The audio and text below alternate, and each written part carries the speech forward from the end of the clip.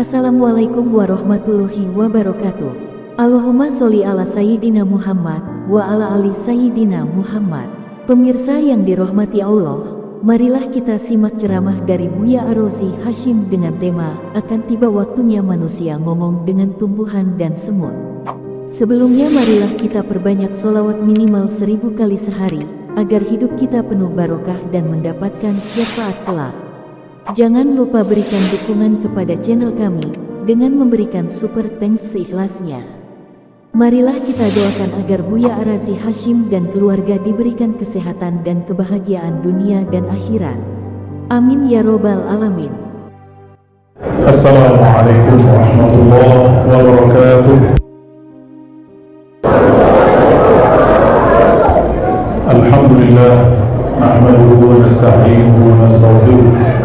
ونعوذ بالله من شرور أنفسنا ومن سيئات أعمالنا من يهده الله فلا مضل له ومن يضلل فلا هادي له. Adik-adik mau dengar cerita nggak? Mau? Ya, diamnya ada di sini semua. Ada di sini semua. Duriannya nggak bakal habis. Ntar diberi lagi di Keramat Jati ya. Orang sini pada keramat. Siap? Lihat ke depan. Siap, bilang ke temannya, diam, gitu ya. Diamnya bukan ke mulut, gini. Yang sepakat angkat tangan. Ayo angkat tangan. Oke, bagus. Baik. Yang sama-sama kita hormati pengurus masjid, ketua panitia, tokoh masyarakat, para pemimpin, perwakilan semuanya, semoga dalam ridha Allah Subhanahu wa ta'ala. Wabil khusus jamaah yang cinta Allah, cinta Rasulullah Sallallahu Alaihi Wasallam. Tidaklah kita berkumpul malam ini kecuali karena mencintai baginda Nabi Muhammad Sallallahu Alaihi Wasallam. Nih, saya mulai cerita ya, coba dengerin. Satu hari Jabir bin Abdullah bertanya kepada Nabi Muhammad Sallallahu Alaihi Wasallam. Di riwayat yang saya pakai itu yang bertanya Abu Dzar ataupun Utbah. Nah, kita pakai yang Abu Dzar ini ya. Jadi Abu Dzar bertanya, "Wahai Rasulullah, kapan engkau tahu engkau seorang nabi?" Apa pertanyaannya? Kapan engkau tahu? Coba, Nabi Muhammad diangkat jadi nabi umur berapa? Salah. Di sekolah diajarin begitu ya? Benar. Wah, gurunya harus belajar di Al-Barkah ya. Apa pertanyaan Abu Dzar? Kapan engkau tahu bahwa engkau seorang nabi? Nah, coba dengerin jawaban Nabi Muhammad SAW. Kata beliau, dulu waktu aku main-main pakai keledai bersama saudara susuku, anak dari Ibu Halimah. Halimah itu siapa? Ibu susu Nabi. Jadi Nabi punya ibu dua. Ibu yang melahirkan namanya Aminah. Lalu ada ibu yang menyusukannya namanya Halimah. Halimah punya anak. Anaknya ini seumuran dengan Nabi Muhammad Sallallahu Alaihi Wasallam. Mereka lagi jalan-jalan, naik apa? Keledai. Kedelai apa keledai? Keledai. Naik keledai. Apa kata Nabi Muhammad? Walam yakun ma'ana zat. Kami tidak membawa bekal, gak bawa air, gak bawa minum, gak ada duren tuh. Tuh ada duren kan habis. Bagus dibagiin sebelum pengajian. Kalau pas pengajian saya pulang duluan. Akhirnya kata Nabi Muhammad SAW, aku bilang kepada saudaraku, jemput dong makanan pakai keledai tadi. Maka saudaranya jemputlah. Tapi di saat dia menjemput, tiba-tiba ada dua makhluk bersayap dari langit, warnanya putih bercahaya. Ini hadis riwayat Imam Darimi, hadisnya sahih. Turun. Ketika mereka terbang sampai di bawah, katanya diam. Katanya mau diam. Mau dengar cerita nggak? Tuh, cerita Nabi loh ini, bukan cerita kartun. Ini ceritanya asli. Mau ketemu malaikat nggak? Mau ketemu yang lebih mulia dari malaikat nggak? Gak usah jauh-jauh, manusia itu yang alim, yang takwa kepada Allah lebih mulia dari malaikat. Ya, jadi gak usah kalian pengen ketemu malaikat, karena manusia yang alim, yang soleh, yang takut kepada Allah lebih mulia dan lebih sakti daripada malaikat, karena dia bisa memerintah malaikat. Dia bilang, malaikat hujan, berhenti itu hujan. Tapi ada caranya, ya. Mau nggak jadi pawang hujan beneran? Mau, nggak perlu pakai iblis, ya. Ada caranya, ntar gede dulu ya, makanya dengerin ceritanya. Turun malaikat ini ngomong. Apa kata malaikat yang pertama? Emang dia rasulnya? Emang dia nabinya? Umuran Nabi Muhammad seumuran kalian ini, umur berapa nih? Hah? 8? Badan ente kegedean. Umur berapa deh? Umurmu berapa? 8? Ini 8 semua? Waduh, kurus-kurus nih, kebanyakan makan durian itu ya. Nabi itu lebih kecil dari kalian, umur 5 tahun. Umur berapa? 5 tahun. Turun tuh malaikat, Nabi inget. Malaikat nih ngomong, emang si bocah kecil ini Nabi? Kata si yang pertama itu malaikat Mikail. Malaikat siapa? Malaikat yang kedua jawab, emang kamu gak percaya? Huwa dialah Muhammad Nabiullah. Akhirnya diambil oleh malaikat Mikail, digendong, lalu dibukalah dadanya, diambil isi jantungnya. Anaknya Halimah melihat dari jauh, dia ketakutan, maka dia cepat panggil maknya. Saudaraku hendak dibunuh oleh 2 orang bersayap. Maka dia panggil maknya, gak jadi minta makanan, gak jadi minta jajan, minta duit. Mama, Muhammad qatalahu ahad, Muhammad ada yang membunuhnya. Maka ibunya panggil suaminya, ayahnya. Mereka larilah cepat ke tempat Nabi Muhammad sedang dipegang oleh malaikat Mikail. Tapi ketika sampai, malaikatnya sudah tidak ada, Nabi Muhammadnya sudah main-main lagi. Kayak kalian tadi tuh main-main ya. Emang nggak bisa dibilangin. Tapi kalau dengerin ceritamu ya. Lalu dipeluk oleh Halimah, wahai anakku. Dipeluk tuh. Siapa yang meluk? Halimah. Siapa yang dipeluk? Nabi Muhammad kecil. Halimah nangis. Lalu ditanya, apa yang terjadi padamu wahai anakku Muhammad? Jadi ibu susu ini boleh manggil anaknya, anak susuannya dengan anakku. Lalu Nabi Muhammad kecil mengatakan, tadi ada 2 makhluk putih turun. Mereka mengambilku, lalu membelah isi dadaku, mengambil jantungku. Di situ ada 2 kotoran. 2 kotoran itu dibersihkan, lalu disiramkan dengan air iman, air hikmah, air ilmu, dimasukin lagi ke dalam, tapi tidak berdarah. Ada nggak itu orang dibelah dadanya, tapi nggak ada darahnya? Bisa nggak? Cuma bisa malaikat siapa? Malaikat Mikail dan Jibril. Habis itu sembuh, main-main lagi, jalan-jalan lagi. Apa kata Halimah? Wahai Muhammad, besok aku akan antarkan engkau pulang ke ibu kandungmu. Aku takut jika nanti ada makhluk lain lagi yang ingin membunuhmu. Besok mereka berangkat dari padang pasir, dari pegunungan di sekitar Bani Sa'diyah. Mereka berangkat ke kota Makkah. Ketemulah siapa ibunya Nabi Muhammad? Aminah. Apa kata Nabi Muhammad? Wahai ibunda, apa gerangan padaku? Lalu bertanyalah mereka yang berdua, Halimah dan Aminah, bertanya tentang kejadian anaknya. Apa kata Aminah?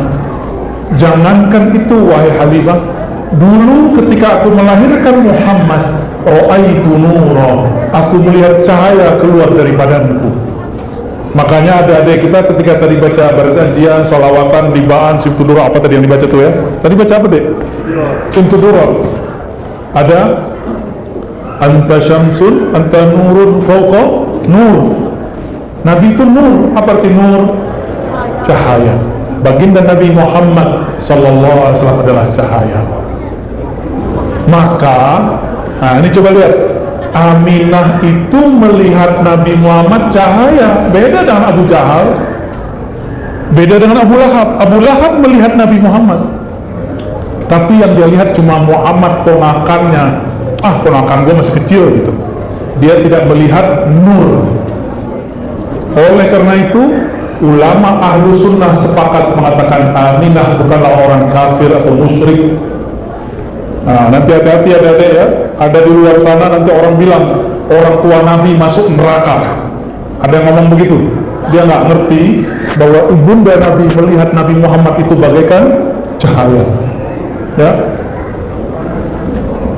Suatu kali Jabir bercerita, kami jalan-jalan di kota Madinah, lalu masuk ke pelosok. Nih dengerin ceritanya nih. Ini Jabir masih muda nih. Kata Jabir, waktu aku menemani Rasulullah SAW, tidaklah aku dan Nabi Muhammad melewati pohon, melewati gunung, melewati batu, kecuali pohon dan batu itu menyapa Rasulullah. Coba adik-adik ini kalau pergi ke masjid disapa sama pohon, takut gak? Takut, kabur. Beneran? Ntar pulang-pulang disapa mau gak? Entong. Gimana, mau gak? Kabur pastinya. Allah pasti lari itu. Nabi Muhammad bersama Jabir bisa dengar suara pohon. Berarti ada saksi juga tuh bahwa Nabi Muhammad tidak halu. Apa arti halu? Ya nggak khayal, nggak bohong. Saksinya Sayyidina Jabir. Apa kata Jabir? Tidaklah kami melewati satu pohon, melewati satu bukit, satu gunung, satu batu, kecuali semua benda-benda itu menyapa Rasulullah. Apa sapaan mereka? Assalamualaikum ya ayuhan Nabi. Muncullah salawat, ya Nabi salam alaika. Itu ya. Saya udah lama nggak salawatan. Jadi kalau nggak ngikut para pesolawat tuh nggak, jarang salawatan kalau yang pakai barzanji atau situdura. Gimana salawatnya? Coba sama. Ya Nabi salam alaika, ya Rasul salam alaika, ya Nabi salam alaika, salawatullah alaika. Stop ya, bolehlah ya. Kenapa kita baca itu? Semua penulis sirah Nabi, cerita Nabi ini, kisah Nabi, mereka malu kepada pohon, mereka malu kepada batu yang keras. Kok batu kenal Rasulullah Sallallahu Alaihi Wasallam? Kita sekeras batu nggak? Bisa lebih keras. Maka sampai hari ini ada orang-orang berhati keras, tidak mau ada maulid Rasulullah Sallallahu Alaihi Wasallam. Itu pohon kenal Rasulullah, batu kenal Rasulullah. Kenapa dia tidak mau kenal Rasulullah? Rasulullah itu senang disambut gak sama pohon-pohon tadi. Makanya Nabi itu gak suka nendong di rumah, Nabi itu jalan, karena Nabi terhibur di situ. Lalu kata sahabat ini juga, suatu hari Nabi Muhammad kana hazinan. Apa arti hazin bahasa Arab? Sedih. Beliau sedang sedih. Tiba-tiba Jibril datang. Siapa yang datang? Jibril. Di atas berisik, kita biarin aja ya, kita nggak ajak mereka berisik soalnya. Apa kata Jibril? Hei Muhammad, kenapa engkau sedih? Ayo sini aku hibur. Ini hadis Imam Darimi semua dan hadisnya sahih hasan, sahih hasan. Diajaklah Nabi Muhammad keluar ke kebun. Kebunnya masih jarak jauh. Apa kata Jibril? Wahai Muhammad, itu pohon kamu gak usah kesana, suruh aja dia kesini. Nabi Muhammad bingung, lo gimana caranya? Panggil aja, mereka kenal kok siapa engkau. Nabi tes, karena kalau Jibril yang manggil belum tentu mau. Nah ini ingat adik-adik, hai, kalau Jibril yang manggil pohon belum tentu pohon mau. Tapi kalau Nabi Muhammad yang manggil pasti mau. Coba kita lihat. Lalu Nabi Muhammad panggil, wahai pohon kurma, ta'ali. Wahai pohon kurma, kemarilah kalian. Coba besok adik cobain ya. Pisang, pohon pisang, sini dong. Kata yang jual pisang, apa gimana? Wanipiro, waduh susah amat bahasanya. Nggak bisa, harus pakai mahar dia, ya. Tapi Nabi Muhammad SAW panggil, itu pohon bergerak. Hei anak-anak, kalian pernah bayangin nggak pohon gerak? Pohon jalan. Jadi dia naik ke atas, terus di bawah. Gimana? Nggak pernah lihat kan? Itu pernah terjadi di zaman Nabi Muhammad SAW. Jalan ke depan Nabi, terus Nabi petik buahnya. Itulah buah ketika Nabi selesai makan, ditanam lagi jadi sesuatu. Ya, itu pohon diberkahi. Besok-besok Nabi Muhammad keluar lagi bersama Jabir. Jabir ini paling suka ngawal Rasulullah. Maka Nabi itu kalau keluar nggak pernah sendiri, pasti diajak temannya. Ya, ini para ustadz jangan jalan sendiri, berjamaah ya. Jangan soleh-soleh sendiri, jangan beramal sendiri, jangan maju sendiri. Majukan rohani bareng-bareng, buat tim khidmah. Jalanlah mereka. Ketemulah Arab Badui. Nabi ajak dialog. Ya Arabi, wahai Arab Badui. Arab Badui itu Arab deso. Tahu Arab deso? Ya, Arab kampung, nggak sekolah. Ngomongnya nyablak, ngomong suka-suka dia. Apa kata Nabi? Orang Arab Badui, maukah kamu beriman kepadaku? Nabi ngetes. Terus dia bilang, boleh, tapi saya pengen bukti kalau kamu benar Rasulullah. Oke, kata Nabi, coba kamu lihat ke belakangmu ada pohon. Betul. Panggil. Dipanggil pohonnya datang. Langsung si Arab Badui ketakutan dan dia bersyahadat kepada Nabi Muhammad SAW. Ini kejadian 3 kali, berdua kali ya. Sekarang yang ketiga. Di kejadian yang ketiga masih sahabat yang sama bercerita. Nabi Muhammad datang ke suatu kampung. Di kampung itu tidak ada jamban. Dulu Bapak pakai jamban atau WC Pak? Hah? Jamban kali, waduh parah juga tuh ya. Terus besok siang-siangnya anak-anak pada berenang di kali. Pluk. Ada ikan mas katanya. Sama Pak, berarti waktu kecil saya juga begitu ya. Satu nasib kita. Nabi Muhammad mau buang air kecil. Sebenarnya Nabi Muhammad ini bisa nahan, itu atraksi aja Pak. Jadi Nabi ini kadang-kadang suka bertahadus, menunjukkan nikmat Allah, menunjukkan kepada para sahabat sekitar bahwa beliau adalah Rasulullah dan ada buktinya. Lalu beliau panggil Jabir, Jabir, kamu lihat ada rumpun pohon kurma di sana. Katakan kepada pohon itu, wahai pohon kurma, Rasulullah menyuruhmu datang. Ada nggak kiai sesakti itu di Indonesia? Wah ada ya. Nanti Imam Mahdi baru muncul. Imam apa? Imam Mahdi, Imam akhir zaman muncul, baru itu kejadian Pak. Dan pengikut-pengikutnya bisa melakukan itu. Mereka bisa ngomong sama pohon. Karena nanti di akhir zaman, ini udah lama Pak, pohon-pohon bisa ngomong sama orang beriman. Mereka ngomong, wahai orang beriman, di sini ada orang kafir. Kalau nggak belajar dari sekarang, gimana ntar kalau kita perang Pak? Handphone udah nggak ada, telepon udah nggak ada, maka kita ngobrolnya sama yang ada di alam ini. Apa kata Nabi? Hei Jabir, kamu bicara kepada pohon itu, suruh dia datang. Percaya nggak nih Pak? Ada yang nggak percaya? Hah? Ada yang nggak percaya? Nabi itu pangkatnya apa? Sayyidul Alamin, penghulu alam semesta, raja alam. Maka tumbuhan, pohon, apapun pasti kenal beliau.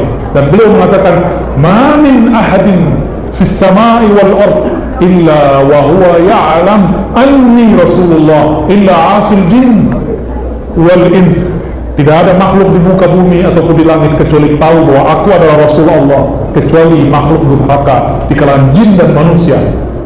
Yang hadir ini kan bukan yang durhaka. Dosa iya, durhaka enggak, bisa bedain. Bisa bedain. Orang durhaka nggak bakal datang kepada Allah, nggak bakal merindukan Rasulullah. Tapi kalau dosa, kita tetap bisa datang kepada Rasulullah Sallallahu Alaihi Wasallam. Jabir ini uji yakin nih. Tapi Jabir tidak pernah meragukan Rasulullah Sallallahu Alaihi Wasallam. Maka dia datang ke pohon itu, sudah ngomong, pohon, tuh Rasulullah manggilmu tuh lihat tuh Rasulullah manggil. Akhirnya pohonnya bergerak dengan cepat, bahkan datangnya lebih dahulu daripada Jabir. Terus ngapain Nabi Muhammad buang air kecil ditutupi oleh pohon tadi. Makanya pohon ini menjadi pohon yang diberkahi. Ini yang bukan ajwa ya, pohon yang rasanya manis itu pohonnya. Pohon kurma yang rasanya manis itu bekas buang air kecilnya Nabi Muhammad Sallallahu Alaihi Wasallam. Dulu ada tantenya Anas bin Malik minum air seninya Nabi. Dia nggak tahu kalau itu air seni Nabi, pipis Nabi. Dia minum. Nabi heran, kok kamu minum? Nggak tahu ya Rasulullah, aku tahu itu air, aku minum. Jadi air, mohon maaf ya, air kencing Nabi itu nggak najis, nggak bau, nggak amis, nggak ada bau jengkol. Kayak orang Barkah, jemaah Barkah makan jengkol, makan pete, lengkap sudah ya. Baunya nano-nano. Nabi Muhammad tidak. Apa kata Nabi? Perutmu tidak akan pernah sakit selama-lamanya. Jadi minum apa tadi? Air seninya Rasulullah membuat perut si perempuan tidak pernah sakit sampai meninggal.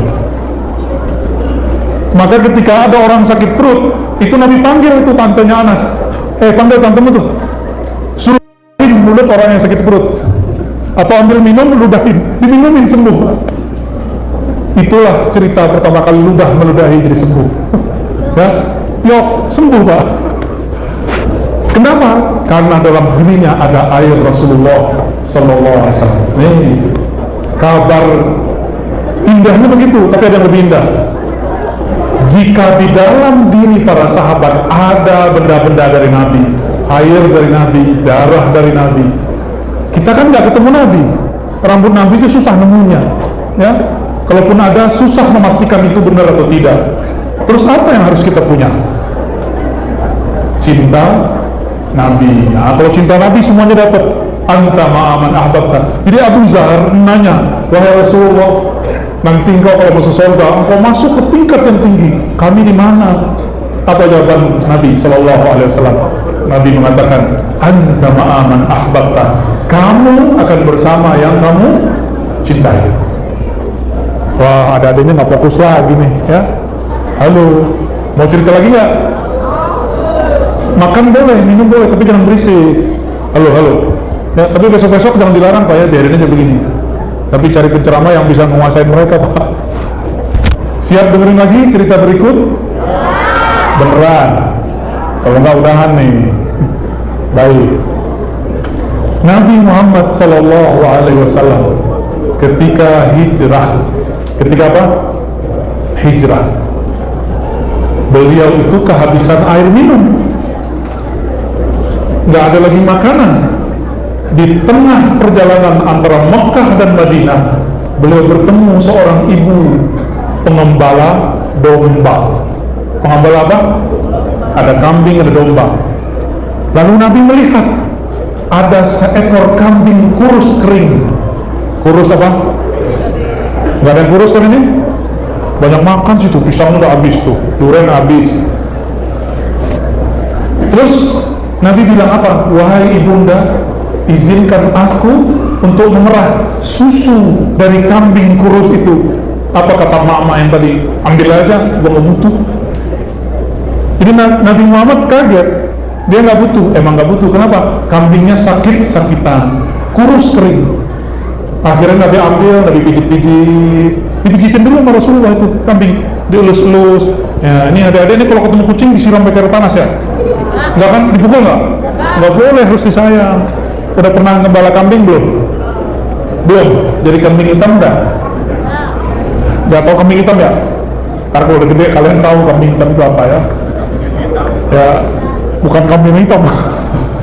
Terus Rasulullah setelah mengurut-urut memijit-mijit kambing, dielus-elus, disayang-sayang, terus Nabi ambil bagian susunya, Nabi urut juga, diurut.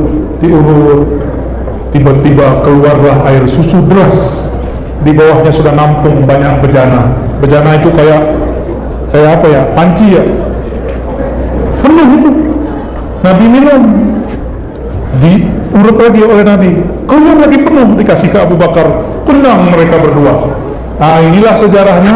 Kalau sudah minum susu sebenarnya kita nggak perlu makan nasi. Bapak ini kalau minum susu pasti nggak lapar, benar nggak? Tapi orang Indonesia ini nggak tahu, suka bener sama nasi. Kalau nggak makan nasi kan nggak makan, ya. Jadi kalau yang sudah punya kebiasaan minum susu kambing pagi, nggak usah makan nasi, Pak. Mau ngamalin, insya Allah sehat, ya. Insya Allah orang sakit paru-paru batuk cepat sehat tuh, insya Allah. Tapi yang murni ya, bukan yang bubuk. Kalau bubuk saya nggak ngerti, tanya dulu sama ahlinya. Si ibu-ibu tadi heran, ini makhluk apa nih? Kenapa dia bisa bikin kambing yang tadinya kurus kering berpenyakit sekarang kuat bisa mengeluarkan air susu? Mungkin nggak kambing kurus bisa ngeluarin air susu? Nggak mungkin. Terus air susunya dari mana? Nah, itu Nabi atraksi itu. Jadi Nabi itu suka menunjukkan hal begitu, diizinkan oleh Allah. Di sorga ada 4 sungai. Apalagi? 1 sungai air mineral, 2 sungai air madu, 3 sungai air susu, 4 sungai air khamar tua. Jadi yang minum tua nih, yang narkobaan waktu di dunia nggak tobat, nanti tidak boleh minum khamar yang ada di sana, nggak boleh nyabu di surga. Tapi kalau yang nggak nyabu di sini atau tobat, insya Allah di sana nanti puas-puasinnya nyabu. Serius boleh ntar di sana. Di sana ntar apa aja boleh. Nggak boleh. Lahum ma yasha'un. Mereka boleh lakukan apa saja yang mereka mau. Ya. Nabi pegang kunci surga. Siapa yang pegang kunci surga? Nabi Adam. Ada berapa nabi yang kalian tahu yang kecil-kecil? 25, itu dikit. Coba ingat jumlah nabi 124.000. Berapa? 124.000. Semua nabi dari Nabi Adam sampai Nabi Isa, mereka minta bantuan Nabi baru dibukakan pintu surga. Maka Nabi Muhammad boleh keluar masuk surga kapan saja. Jadi waktu Nabi memerah si domba, itu air susunya dari mana? Itu dari surga dialirin. Karena nggak mungkin si dombanya, dia nggak ada susunya dia. Begitulah ajaibnya Rasulullah, karena tangan Nabi ini megang surga, tinggal dialirin aja tuh. Kurang percaya? Ini kalau masih kurang percaya, lagi sedang tidak ada air minum, latsatran. Apa kata Nabi? Ya sudah, kalian punya berapa air, 1 tetes taruh di sini. Akhirnya ada 1 gayung. Nabi taruh tangannya di atas. Coba lihat berapa lubangnya? 1, 2, 3. Benar? Ya, 1, 2, 3, 4. Benar nggak? Paham? Dari situlah Rasulullah mengeluarkan air. Cuma atraksinya pakai dom. Saat tidak ada air minum, ada 700 orang. Bahkan di riwayat kedua 1000-an orang, di riwayat ketiga 3000-an orang, di riwayat lain 10.000 orang. Mereka kehabisan air. Lalu Nabi keluar, buka tangannya begini, keluarlah air memancar. Lengkap tuh airnya, ada air mineral, ada air apa aja di situ tuh. Jadi ketika beliau atraksi begitu, sebenarnya keluarnya dari mana? Itu yang nggak dipahami orang. Ya, kebanyakan kita nggak paham bahwa sebenarnya itu keluar dari tangan Rasulullah SAW secara gaib, ya, tak kelihatan sama orang. Sesekali Nabi zahirkan, terlihat 10.000 orang itu bisa minum air dari tangan Nabi SAW. Bahkan mereka mandi-mandi. Dari mana coba airnya? Di badan Nabi ada nggak air itu? Nggak ada. Caranya Nabi koneksi dulu sama air surga. Dahsyat ya, dahsyat Rasulullah SAW, ya. Dan air itu lebih mulia daripada air Zam-Zam. Kenapa? Karena langsung keluar dari tangan orang paling mulia. Kalau Zam-Zam keluar karena hentakan kaki Nabi Ismail. Lebih mulia mana Nabi Ismail atau Nabi Muhammad? Air itulah nanti yang ada di Al-Haud, telaga Nabi yang ada di surga. Ada 4 ya tadi. Benar 4 Pak, orang ke 5. Ada yang celaka tangannya 5. Itu bukan manusia kali ya. Baik. Lalu dalam riwayat lain disebutkan bahwa Nabi Muhammad Sallallahu Alaihi Wasallam, beliau ini pernah datang ke suatu kaum. Sampai di situ tiba-tiba ada seorang ibu-ibu bawa anaknya. Apa kata ibu-ibunya? Wahai Rasulullah, anakku diganggu jin 3 kali sehari semalam. Nih perhatiin yang suka ruqyah nih, perhatiin. Tahu ruqyah nggak? Kamu tahu ruqyah nggak? Apa ruqyah? Nggak tahu? Tahu ruqyah nggak? Nggak tahu? Ruqyah itu kalau orang kesurupan terus dibacain sesuatu, itu namanya Pernah ngeliat orang kesurupan nggak? Oh gitu ya, ya bener. Terus dibacain ruqyah itu bahasa Arab, artinya doa dan jampi-jampi. Apa artinya? Nabi waktu beliau sedang jalan-jalan di suatu kampung, tiba-tiba seorang ibu bawa anaknya ini suka diganggu oleh setan, diganggu kesurupan jin 3 kali sehari semalam. Apa kata Nabi? Nabi pegang itu anak, ditepuk dari anaknya. Nabi nggak baca ayat, nggak baca hadis, nggak baca bismillah, karena beliaulah Al-Quran, beliaulah bismillah itu, beliaulah doa itu. Jadi nggak perlu baca apa-apa. Beliau cuma ngomong, ikhsa ya aduwallah, Masya Allah, keluar, ana Rasulullah, aku adalah Rasulullah. Langsung kabur jinnya. Coba merbok masjid bisa ngomong itu gak? Jin keluar, saya yang azan di masjid. Kalau bapak ngomong gitu dia kabur, Pak. Coba ini ntar kalau percaya. Tapi kalau bapak bilang saya merbok masjid, belum tentu dia. Merbok artinya apa ya? Ngomong itu jin itu. Dulu waktu Imam Ahmad bin Hanbal atau Hanbali, imam siapa? Dia lagi sibuk kerja, tiba-tiba ada bapak-bapak terburu-buru lari. Wahai Imam Ahmad, tolong bantu aku, ruqyah putriku kesurupan. Kenapa putrinya? Kesurupan. Imam Ahmad lagi sibuk, beliau sedang memakai sendal. Terus bilang, nih sendal saya, coba diapain namanya itu kepalanya? Dipukulin ke kepala anakmu, tapi jangan keras-keras. Ya apa namanya? Ya gitu deh ya, dipukulin.